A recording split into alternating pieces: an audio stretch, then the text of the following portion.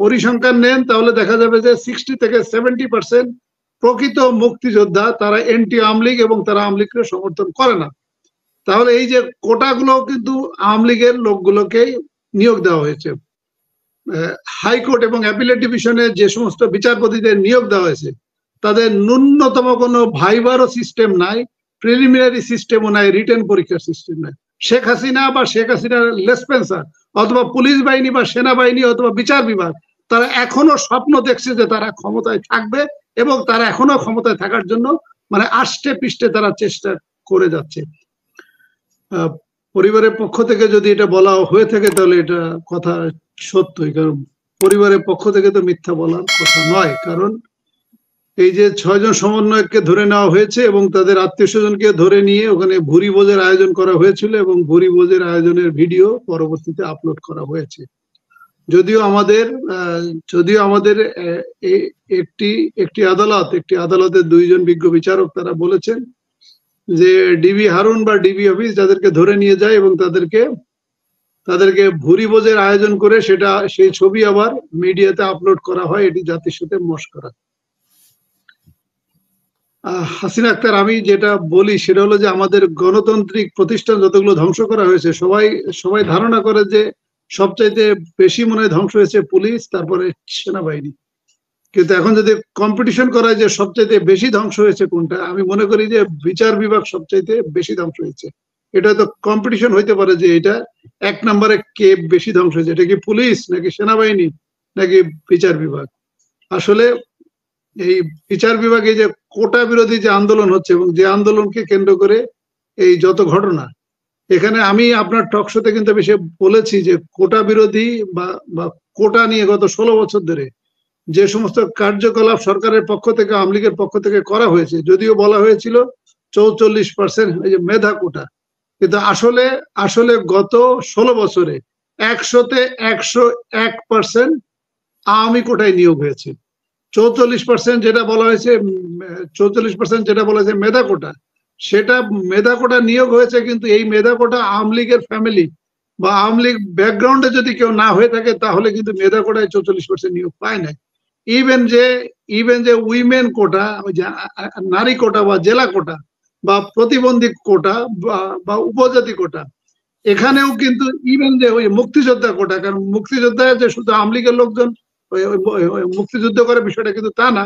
আপনি যদি পরিসংখ্যান নেন তাহলে দেখা যাবে যে 60 থেকে 70% প্রকৃত মুক্তিযোদ্ধা তারা এন্টি আওয়ামী লীগ এবং তারা আওয়ামী লীগকে সমর্থন করে না। তাহলে এই যে কোটাগুলো কিন্তু আওয়ামী লীগের লোকগুলোকেই নিয়োগ দেওয়া হয়েছে। এর আগের টকশোতে আমি যেটা আপনাকে বলেছিলাম যে রিটেন পরীক্ষার পরে ভাইভাতে যাওয়ার আগে স্পেশাল ব্রাঞ্চ এনএসআই এবং ডিজিএফআই কর্তৃক বাসায় বাসায় যে সমস্ত রিটেনে পরীক্ষার্থী উত্তীর্ণ হয়েছে এবং ওদের বাসায় বাসায় যে নামের তালিকা করে এবং নামের পাশে শর্ট লিস্ট করা হতো, যদি হতো আওয়ামী লীগের এ, বি তে বিএনপি, কেউ যদি আওয়ামী লীগ বা বিএনপি কোনোটা না করে তাহলে সেটা হচ্ছে এন নিউট্রাল, আর কেউ যদি আপনার বিএনপি করে না কিন্তু আওয়ামী লীগকে ভোট দেয় না, তারা হচ্ছে এ মানে এন্টি আওয়ামী লীগ। আর কেউ যদি জামাত বা ইসলামী মনোভাবপূর্ণ হয় অথবা আমাদের প্রফেসর হাসনাতের মতো দাড়িওয়ালা হয়ে থাকে, ভাগ্যিস উনি চাকরিটা আগে পেয়ে গিয়েছে, তাহলে নামের ডানে লিখে রাখতো জে বা জামাত। এইটা করে পরীক্ষার ভাইবা বোর্ডের যিনি চেয়ারম্যান থাকে ওনাকে কপিটা দেওয়া হয় এবং উনি আবার ভাইবা বোর্ডের অন্যদেরকে কপি দিয়ে দেয়। এই জন্য আপনার যারা পরীক্ষার্থী, যারা মেধাবী, তারা কিন্তু এসে পরীক্ষা দিচ্ছে এবং সে ভাবছে আমি রিটেনে খুব ভালো পরীক্ষা দিয়েছি, ভাইভাতে মোটামুটি করলে আমার চাকরি হয়ে যাবে। কিন্তু সে যত ভালো পরীক্ষা দিক না কেন রিটেনে, তার কিন্তু ভাইভাতে ফেল, এবং ভাইভাতে ফেল মানে টোটাল প্রক্রিয়া থেকে সে আমি শেষ করছি, আমি আপনার প্রশ্ন শেষ করছি। একইভাবে বিশ্ববিদ্যালয় বা অন্যান্য জায়গায়ও কিন্তু একইভাবে নিয়োগ হয়েছে।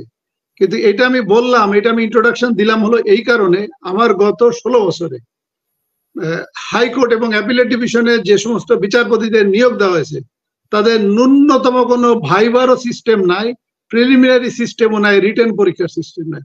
কোনো মতে একটা একটা একটা অ্যাডভোকেসির একটা ডিগ্রি আছে, মানে আইন পেশার একটা একটা একটা লাইসেন্স আছে এবং 10 বছরের হাইকোর্টের প্র্যাকটিস আছে, এবং তার একমাত্র যোগ্যতা হচ্ছে সে আওয়ামী লীগ লেসপেন্সার, আওয়ামী দুষ্কৃতিকারী, অথবা অথবা গোপালগঞ্জের অথবা শেখ হাসিনার আত্মীয়, অথবা দুর্নীতিবাজ, অথবা ভারতীয় দালাল বা রাজাকার।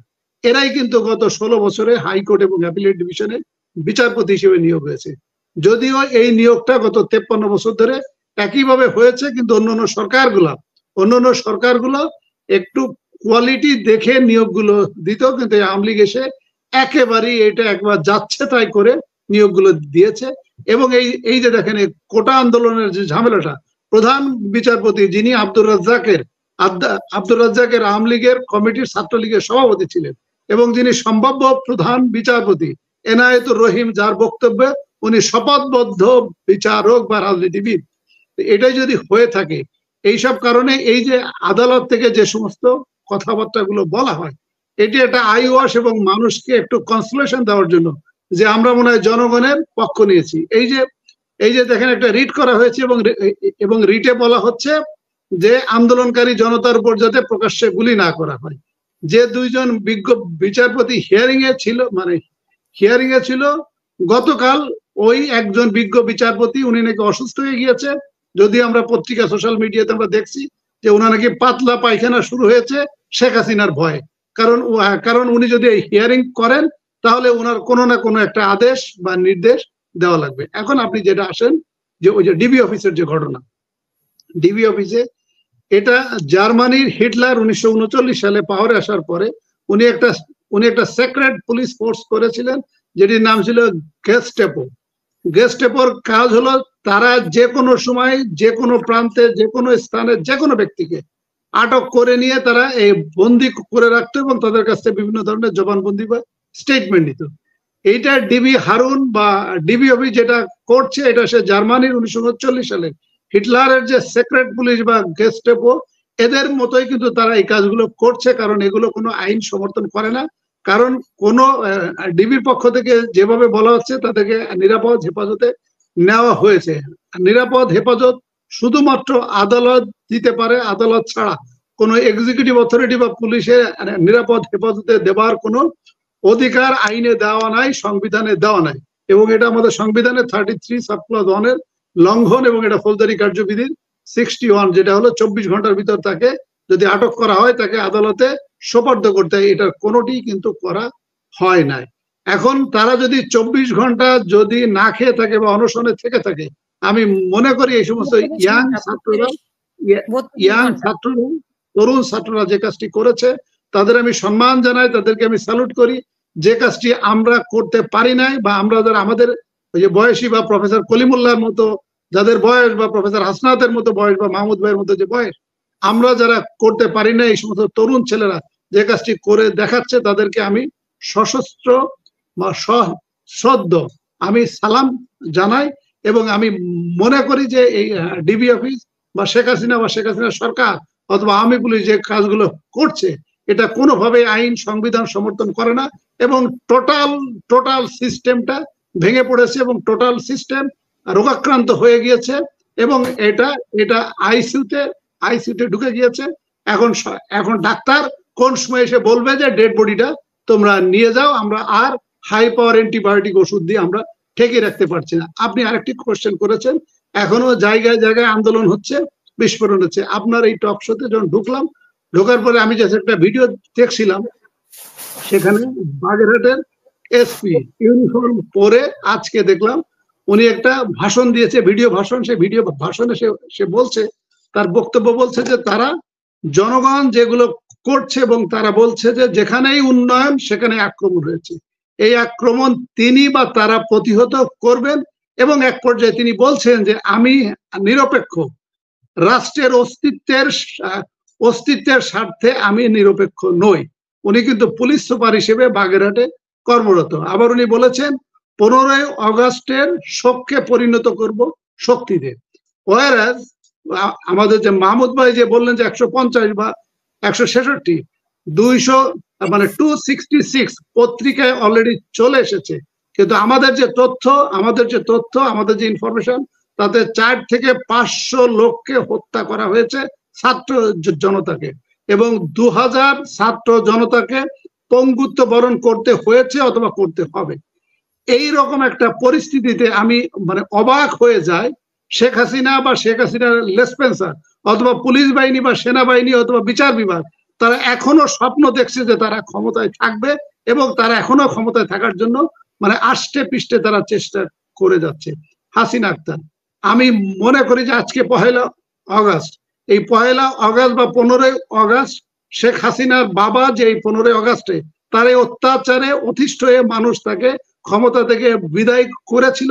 আমি মনে করি এই জনগণে আগস্টের এই শক্তিকে কাজে লাগিয়ে যদি শেখ হাসিনাকে 15 আগস্টের মধ্যে যদি তাকে ক্ষমতাচ্যুত করা যায় এবং ক্ষমতাচ্যুত করে তার বাবের যে পরিণতি হয়েছিল সেই পরিণতি যদি আমরা করতে পারি, তাহলে আমি মনে করি যে আমি সবচাইতে খুশি হব এবং আমার এখানে যারা আলোচক বৃন্দ আছেন তারাও আমার ধারণা যে খুশি হবেন। এবং শেখ হাসিনা যতই আষ্টে পৃষ্ঠে হাই পাওয়ার অ্যান্টিবায়োটিক দিয়ে সে এটা চেষ্টা করুক এবং পুলিশ যে এটা দমন করার চেষ্টা করুক, আপনাকে আরেকটি কথা বলে আমি শেষ করছি, একটি আশার কথা আপনাকে শোনাতে চাচ্ছি।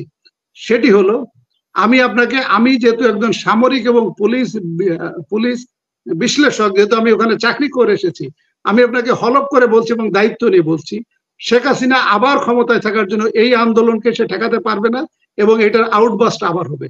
আউটবাস্ট যখন হবে তখন সে সেকেন্ড টাইম যদি হত্যাযজ্ঞ চালাতে যায়, তাহলে এই সেনাবাহিনী, পুলিশ, মিডিয়া 99% বিদ্রোহ করবে এবং শেখ হাসিনার এই যে বন্দুকের নল, এটা জনগণের দিকে না যেয়ে এটা গণভবন এবং বঙ্গভবন এবং আওয়ামী লীগের যারা নেতৃবৃন্দ যারা লাফাচ্ছে তাদের দিকে আপনার এই নলটা যাবে। কারণ সেনাবাহিনীর কর্মকর্তা বা অধীনস্থদের আমি তাদের সাথে আলাপ করি, পুলিশের সাথে আমি আলাপ করি, তারা কিন্তু বিব্রত এবং তারা কিন্তু ওই মর্মাহত। এবং এখন আপনি দেখেন পত্রপত্রিকা, সোশ্যাল মিডিয়াতে দেখেন, পুলিশেরও কিন্তু অনেক সদস্য এই কর্মকাণ্ডে কিন্তু পদত্যাগ করছে। আমরা কিন্তু একজন পুলিশ কনস্টেবলকে পদত্যাগ করতে দেখেছি, আমরা একজন এডিশনাল এসপি কে পদত্যাগ করতে দেখেছি।